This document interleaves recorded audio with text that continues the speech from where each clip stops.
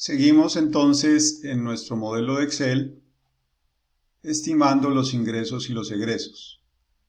Vamos a implementar, como se dijo previamente, un modelo exponencial, lo cual nos implica estimar el posible crecimiento. Lo haremos utilizando los retornos continuos. Estimamos el crecimiento con el logaritmo natural del ingreso del periodo actual sobre el ingreso del periodo anterior. Hacemos un procedimiento similar para el egreso. Calculamos el promedio de crecimiento, tanto para el ingreso como para el egreso. Y la desviación estándar muestral de esos retornos. Esa será nuestra medida de incertidumbre. Entonces ya tenemos tanto la media como la volatilidad. Procedemos a implementar nuestro modelo. Como dijimos, era exponencial. Uno puede, en este caso, introducir la incertidumbre de dos maneras, bueno, de varias maneras, pero en este caso podríamos tener dos. Introducir directamente al modelo la incertidumbre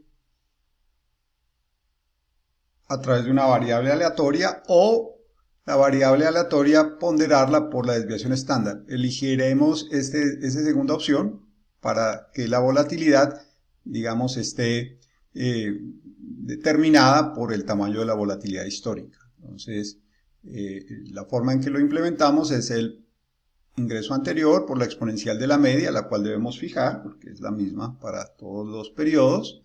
La multiplicamos, le sumamos, perdón, la desviación estándar, la fijamos y agregamos la variable aleatoria, que en este momento todavía está vacía, esa no la fijamos, y con esto ya tenemos nuestra primera proyección de los ingresos. Hacemos algo similar para los egresos.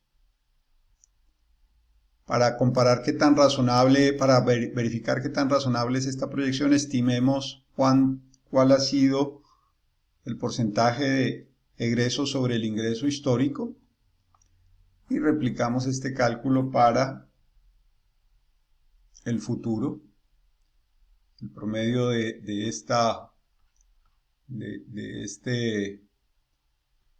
este margen es de 92 y veamos para el futuro qué valores obtenemos.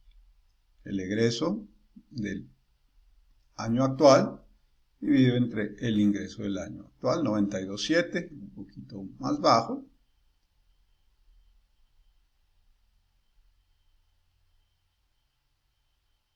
Encontramos entonces que este valor se mantiene alrededor del 92.7, lo cual es seguramente esperable dado que estamos usando el mismo crecimiento y tanto para los ingresos como para los egresos. No exactamente el mismo, pero eso hace que se mantenga el margen. Entonces pareciera razonable, lo único que faltaría sería agregar la función aleatoria. Esa función aleatoria, como ya se planteó, es Ristrian, que nos genera una distribución de probabilidad triangular. Esa distribución de probabilidad triangular la llamamos como Ristrian. El valor mínimo va a ser menos ese 50% que ponemos aquí, lo fijamos. El valor más probable es 0 y el valor más alto es 50%. Lo fijamos también y nos cambia inmediatamente el color, como ya lo habíamos planteado, y estos valores son los que incorporamos para cada uno de los ingresos y cada uno de los egresos. No estamos considerando aquí ninguna correlación entre los ingresos y los egresos, ni entre los ingresos de un periodo y los ingresos de un periodo anterior o futuro. Estamos considerando básicamente variables independientes. Podríamos haber estimado esta correlación entre variables estudiando cómo se han correlacionado los ingresos con los egresos y los ingresos con sí mismo. En fin, lo que pasa es que no tenemos mucha información, pero podríamos incorporarlo. Ya es cuestión de estudiar cómo funciona el @RIS para incorporar una funcionalidad de este estilo. Entonces ya tenemos aquí nuestra proyección de los ingresos y egresos, los cuales utilizaremos para nuestra proyección de estados financieros. Vamos entonces a los estados financieros. Estos son los estados financieros de Walmart, simplificados de una manera radical, podríamos decirlo. Tenemos muy pocas cuentas para facilitar el proceso de proyección. Aquí tenemos algunos parámetros precalculados. Por ejemplo, las cuentas por cobrar las vamos a proyectar con el crecimiento de los últimos 3 periodos. Los inventarios los vamos a proyectar como una rotación. Aquí lo que estamos es ilustrando diferentes formas de proyectar estas cuentas. Los otros activos también van a ser un promedio del crecimiento de los últimos 3 periodos y así sucesivamente. La mayoría de las variables crecerán con respecto a sus datos históricos. La única que utilizaremos como una rotación es el inventario, pero fácilmente se podría modificar esto para que las cuentas por cobrar se proyectaran como una rotación, básicamente como un porcentaje de los ingresos, y lo mismo podría pasar para las cuentas por pagar. Tenemos aquí el estado de resultados, ya tenemos el crecimiento de los ingresos y de los egresos. Vamos a empezar por traerlos de la hoja donde los acabamos de calcular.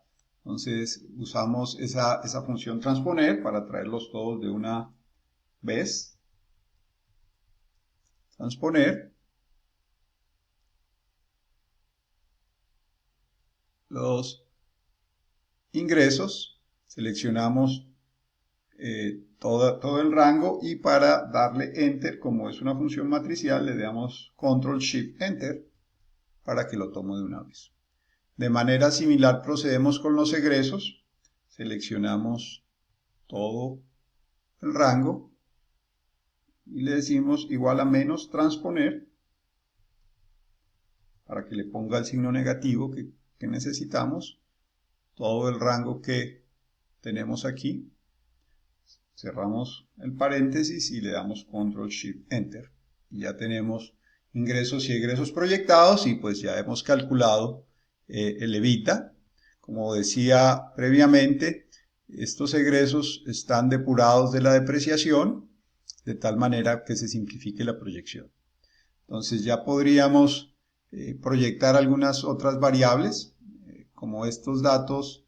Muchos de ellos están definidos por las proyecciones de las cuentas del balance, entonces dejémoslos por ahí por el momento. Ya hemos totalizado el EBIT, la utilidad antes de impuestos y en fin, a la utilidad después de impuestos. Lo único que tendríamos es que llenar estas cuentas con los supuestos apropiados y, como dije, vamos a proyectar primero estas cuentas operativas. Entonces, las cuentas por cobrar, como son una rotación, son un crecimiento, entonces es básicamente el valor anterior multiplicado por ese crecimiento, lo fijamos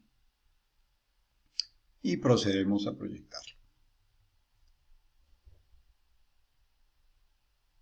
Ahora vamos a proceder con la rotación de inventarios. Para proyectarlo multiplicamos por el negativo del egreso para que nos dé positivo, por la rotación de inventarios en días, que es 46, que era un promedio era un valor del último año, y lo dividimos entre 365. Entonces ahí ya estamos proyectando esta cifra como rotación. Seguramente no fijé la celda, correctamente no la fijé, entonces vamos a subsanar ese error. Ya lo subsané. Vamos a proyectar los otros activos como un crecimiento histórico, como lo mencioné hace un momento, lo fijamos. Voy a fijar solamente la columna para poder copiar a la cuenta de activo fijo neto. Ya tenemos proyectados los otros activos, el activo fijo neto, con lo cual ya tenemos el activo total excepto el efectivo. Procedo de igual forma con las cuentas por pagar. Aquí opté lo mismo que en las cuentas por cobrar por proyectarlo con un G, pero hubiera podido fácilmente proyectarlo con un crecimiento. Perdón, con una rotación. Entonces el valor anterior multiplicado por este crecimiento, al que fijo solamente la columna, lo copio hasta acá, F sub X. Hacemos lo mismo con el interés minoritario del equity, F sub X. Entonces ya tenemos una proyección. Este interés minoritario aparece aquí como un pasivo, y recuerden que el interés minoritario son, digamos, los montos que en el activo consolidé por ser accionista mayoritario de empresas que no son míos. Entonces aquí estoy considerando esto como un pasivo. A veces también este interés minoritario entra en las cuentas de patrimonio, pero es más correcto, en mi opinión, considerarlo como un pasivo. El capital social va a crecer y la deuda y el efectivo va a crecer de acuerdo a nuestras estimaciones en el flujo de efectivo. La utilidad del ejercicio, a pesar de que no está finalizada, la podemos traer ya de la parte inferior. La utilidad del ejercicio es la utilidad después de impuestos. La traemos. F sub X. Calculamos las utilidades retenidas. Las utilidades retenidas siempre son las utilidades retenidas del periodo anterior, más las utilidades del ejercicio del periodo anterior, menos los dividendos.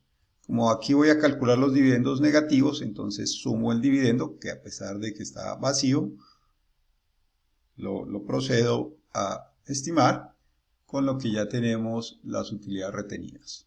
Entonces, finalmente solamente nos quedan unas cuantas cuentas por proyectar del balance, el efectivo y la deuda y el capital social, y podríamos considerar ya estimar la depreciación del periodo como un porcentaje del activo fijo neto, ¿sí? Entonces, simplemente estimamos el activo fijo neto multiplicado por ese porcentaje de depreciación. Ya tenemos esta primera estimación, con lo cual ya calculamos la utilidad operativa. Ahora vamos a proyectar los ingresos que son o egresos no operativos netos, que son, en este caso los hemos considerado como un promedio histórico de los egresos sobre los ingresos. Nos da un pequeño valor negativo. Vamos a proceder de esa manera. Entonces son sobre los ingresos, lo multiplicamos por este egreso, lo fijamos. Este es un valor que proyectamos hasta el final. Podríamos calcular los intereses. Estos intereses los hemos obtenido de nuestra estimación buscando información financiera de Refinitiv. Nos dice que el interés que paga Walmart en promedio por sus deudas es del 4.7, y en este caso lo calculamos sobre la deuda del periodo anterior.